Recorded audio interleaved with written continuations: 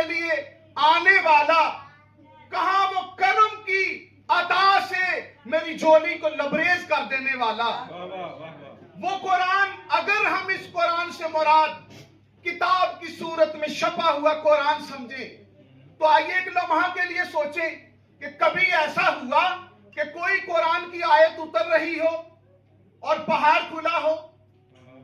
کبھی ایسا نہیں ہوتا۔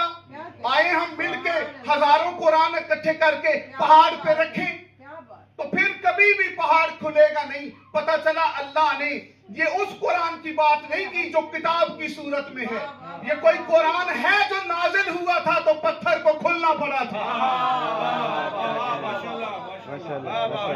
ایک لمحہ کے لیے اگر دیکھیں، اسی لیے تو نئی دنیا کے اس غم کو، اس وہم کو مٹانے کے لیے تیرے نبی نے فرمایا تھا القرآن مع علی وعلی مع القرآن، قرآن علی کے ساتھ، علی قرآن کے ساتھ۔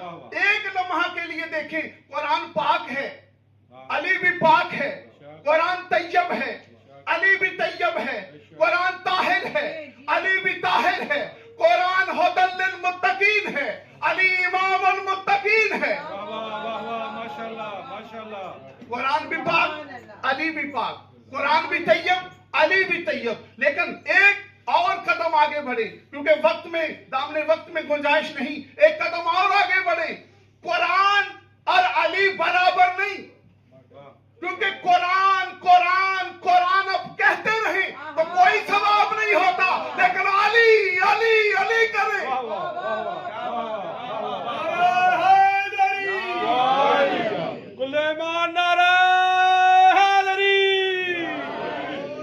یہ تو کیسی بھول ہے کہ قرآن علی سے جدا ہے یا علی قرآن سے جدا ہے۔ اگر ہم قرآن کو دیکھیں، ابتدا ہے بسم اللہ سے، بسم اللہ کی بے کا نقطہ دیکھیں تو علی نظر آتا ہے، سورۃ الحمد کو دیکھیں تو علی نظر آتا ہے، اہدنا الصراط المستقیم کو دیکھیں تو علی نظر آتا ہے، سورۃ بقر میں جائیں تو ھدی للمتقین کا امام علی نظر آتا ہے۔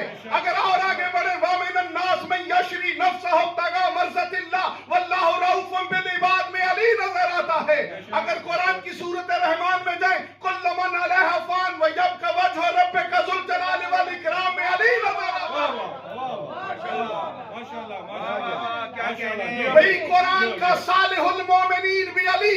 اگر ہم قرآن کی سورۃ الحدید میں جائیں وَلِيَعْلَمَ اللَّهُ مَن يَنصُرُهُ وَنُصُرُهُ بِالْغَیبِ میں بھی علی نظر آتا ہے۔ یہ وہ ہستی ہے کہ اگر ہم اس ہستی کو، کیا کمال کی بات ہے کہ قرآن